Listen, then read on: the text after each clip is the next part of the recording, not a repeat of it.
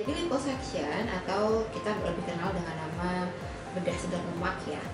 Sedot lemak itu adalah untuk mengeluarkan lemak dari lokasi-lokasi tubuh tertentu. Jadi bisa dari perut, bisa dari pinggang, bisa dari double chin, bisa dari lengan atau di mana saja ya, banyak lokasi-lokasinya. Dan dengan pengeluaran dengan cara disedot. Nah, itu sebenarnya adalah tindakan bedah sederhana. Jadi liposuction itu memang tindakan sederhana, tetapi harus ada tanda-tanda juga, yang tanda-tanda rambu yang harus kita perhatikan. Nah, pasien itu harus benar-benar dalam keadaan sehat.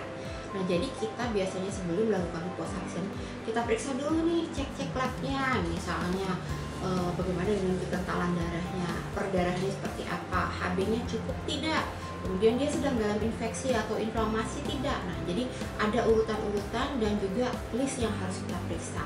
Dan juga kalau saya lebih suka juga memeriksa keadaan jantungnya seperti apa gitu. Untuk tindakan sendiri sebenarnya tergantung lokasi liposuction-nya. Misalnya kalau di perut ya, apalagi gede, nah itu mungkin butuh waktu lebih lama daripada perut yang lebih kecil misalnya. Atau misalnya untuk double chin itu cepat, biasanya antara 1-2 jam. Tapi kalau untuk perut yang besar mungkin bisa sampai 4 jam atau kadang-kadang bisa 6 jam ya gitu ya. Jadi butuh waktu yang cukup panjang lah untuk persiapannya dan tindakannya gitu. Banyak area yang bisa kita lakukan untuk liposuction. Saya urutin dari atas ya. Oke, pertama adalah double chin. Jadi double chin itu adalah ketika kita punya gelondongan lemak di sini ya, yang sudah besar gitu. Nah, itu bisa disedot lemaknya di situ. Kemudian turun ke bawah lagi, kita bisa melakukan di lengan di sini ya. Jadi kayak ada lengan yang fluffy di sini, atau juga yang lengannya besar di bagian sini juga bisa dilakukan untuk liposuction. Kemudian di bagian dada juga sebenarnya bisa, tetapi ini harus ada indikasi dan precaution tertentu juga. Kemudian nomor lagi di bagian perut loh. Nah, ini yang paling umum dilakukan. Kemudian di bagian pinggang, jadi pinggangnya lebih kecil. Kemudian bisa juga di bagian bra bulge. Bra bulge itu adalah, jadi kalau kita misalnya pakai bra ya, pakai bra itu kan suka ada yang menonjol di lipatan bra-nya. Nah, itu juga bisa dilakukan liposuction. Bagian bokong juga bisa. Jadi misalnya bokongnya terlalu besar, terlalu banyak lemak, ini lebih perbaiki bentuknya, itu juga bisa dilakukan liposuction. Kemudian juga paha bagian tengah, paha bagian luar, bahkan juga bisa sampai kaki, betis, jadi bikin kakinya lebih kecil gitu ya. Itu juga bisa dilakukan liposuction. Sebenarnya liposuction tidak ditujukan untuk orang yang dengan obes ya, obes yang berat misalnya. Nah, itu tidak kita lakukan liposuction karena bukan indikasi dari liposuction, tapi adalah untuk pasien yang mungkin overweight dan juga obes ringan, tetapi ingin menghilangkan lemak di bagian-bagian tertentu tubuhnya. Gitu, misalnya ingin mengecilkan pinggang dan perut tadi misalnya. Dan untuk umur sendiri, yang penting adalah umurnya di atas 21 tahun. Hanya sebenarnya ada kasus-kasus tertentu yang mungkin sebenarnya dalam medis bisa dilakukan di umur yang lebih muda, tetapi harus ada kondisi tertentu yang memang mengharuskan dia liposuction. Nah, apakah liposuction itu permanen? Ya, kalau dibilang liposuction itu permanen selama-lamanya, enggak juga ya. Jadi maksudnya kalau pasiennya juga nggak menjaga makannya, lifestyle-nya, tetap aja bisa balik gitu ya. Dan memang sebenarnya kita memang kan mengurangi sel lemak ya. Sel lemaknya itu kita kurangin dan dalam jumlah besar. Tetapi masih ada sel lemak yang tinggal gitu, nggak semuanya, karena memang nggak boleh semuanya diambil.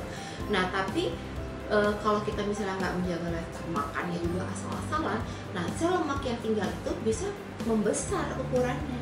Jadi kembali lagi, sebenarnya liposuction itu adalah tindakan spesialistik ya. Nah, jadi spesialistik yang bisa melakukan liposuction, yang secara ID ya, Ikatan Dokter Indonesia diakui merupakan share kompetensi, adalah pertama adalah spesialis bedah plastik, dan kedua adalah SPDVE, spesialis dermatovenerologi dan estetika. Itu tetap tercantum dalam undang-undangnya dalam untuk share kompetensinya, dan itu masing-masing kompetensinya adalah nilainya 4 dan merupakan kompetensi yang tertinggi dalam kedokteran. Jadi ini banyak emang yang nggak tahu bahwa seorang SPDVA atau dulunya dikenal dengan spesialis kulit dan kelamin merupakan dokter yang berkompetensi untuk melakukan liposuction. Selama kita pendidikan di PPDS itu adalah kayak kita sekolah untuk ambil spesialis ya. Nah itu kita juga sudah diajarkan di situ dan udah melakukan liposuction pada masa pendidikan. Sehingga kompetensi kita sebagai SPDVA atau SPKK adalah 4 untuk liposuction. Nah, sekarang itu ada yang namanya laser liposuction. Nah, laser liposuction ini banyak memiliki keuntungan dibandingkan liposuction yang tradisional ya. Contohnya, pengerjaannya lebih singkat. Pertama, pengerjaannya lebih singkat karena proses sedot lemak, kemudian proses pemasukan tumasannya itu sudah jauh lebih smooth, lancar gitu ya dengan laser liposuction ini.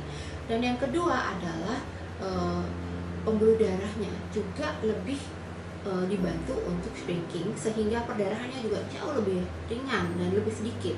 Dan kemudian satu lagi adalah bahwa dengan adanya energi laser pada alat liposuction ini ternyata itu bisa kita sekalian mengencangkan kulitnya.